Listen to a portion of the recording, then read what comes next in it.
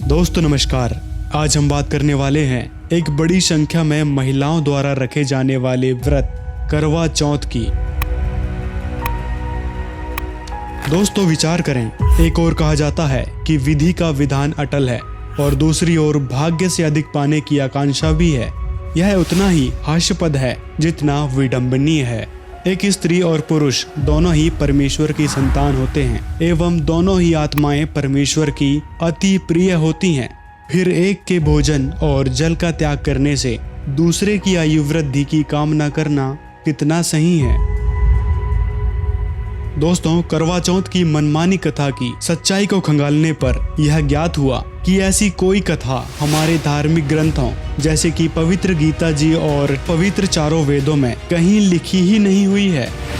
करवा चौथ मनमानी पूजा और व्रत है। इसे इस तरह समझें कि एक पिता की पुत्री का विवाह हुआ। विवाह पश्चात पुत्री ने देखा देखी वश अपने सुहाग की लंबी आयु की कामना वश पूरे दिन अन्न जल का त्याग कर अपने ही पिता से पति की लंबी आयु के लिए प्रार्थना की। पिता के लिए जितनी महत्वपूर्ण बेटी की आयु है उतनी ही पुत्र की आयु भी होती है। अर्थात कहने का भाव यह है कि शिव पार्वती और चंद्रमा देवता को ईश और पूर्ण मानकर उनसे ऐसी प्रार्थना करना समाज की मूर्खतापूर्ण मानसिकता का परिचायक है। सच तो यह है कि पृथ्वी लोक, स्वर्ग लोक, नरक लोक और पाताल लोक के सभी प्राणी जीवन मृत्यु में हैं। केवल सतलोक ही अमर लोक है, जहाँ जाने के बाद प्राणी कभी जन्म मृत्यु में नहीं आता। और शतलोक की कामना करने वाले शास्त्र विरुद्ध नहीं, शास्त्र आधारित भक्ति मार्ग पर चलते हैं। व्रत रखना मतलब भूखे प्यासे रहकर अपनी जिद परमात्मा से मनवाने की कोशिश करना। शास्त्र विरुद्ध पूजाएं हैं। ऐसे हम सुखी कैसे हो सकते हैं?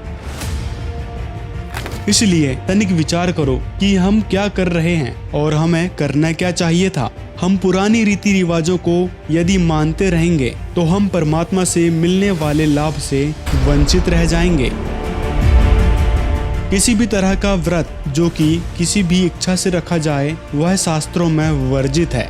शास्त्रों में भक्ति योग को यथा योग्य खाने, सोने एवं जागने पर सफल बताया है। सीधा अर्थ है व्रत जागरण वर्जित क्रियाएं हैं। श्रीमद् भागवत गीता अध्याय 6 के श्लोक 16 में गीता ज्ञानदाता प्रभु कहते हैं, हे अर्जुन, यह योग न तो बहुत अधिक खाने वाले का और न बिल्कुल न खाने वाले का तथा न बहुत शयन करने वाले स्वभाव वाले का और न सदा जागने वाले का सिद्ध होता है। फिर ये क्रियाएं जो आज मानव समाज कर रहा है ये गड्ढे में गिरने का कार्य है। अतः ये क्रियाएं हमारे पवित्र शास्त्रों में परमेश्वर ने वर्जित बताई हैं। तीर्थ व्रत करे जो प्राणी तिनकी छूटत है नहीं खानी।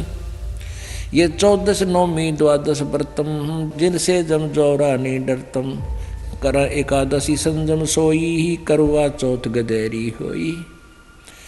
8 साते करे कंदूरी सो तो बने नीच गरसूरी। अपने आत्माओं कितनी गजब की बात कही है, भगवान ने कमाल कर रखा है कि ये 14 नौमी 12 का कोई भी किसी प्रकार का व्रत है जो ये करते हो इससे काल के दूत नहीं डरेंगे, तुम्हारी चोटी पकड़ कर ले जाएंगे। ये साधना ठीक नहीं। करें एकादशी संजम सोई करवा चौथ गदेरी होई। होय होय। एकादशी का व्रत रखने वाले और करवा चौथ का व्रत रखने वाली बहन बेटियां कहते हैं ये अगले जन्म में गधी की योनि में जाएंगी। अब करवा चौथ क्या है बता।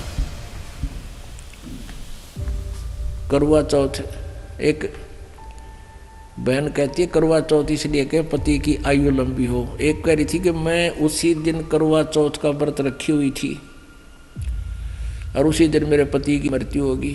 इस करवा चौथ ने कति ढाल नहीं अड़ाई।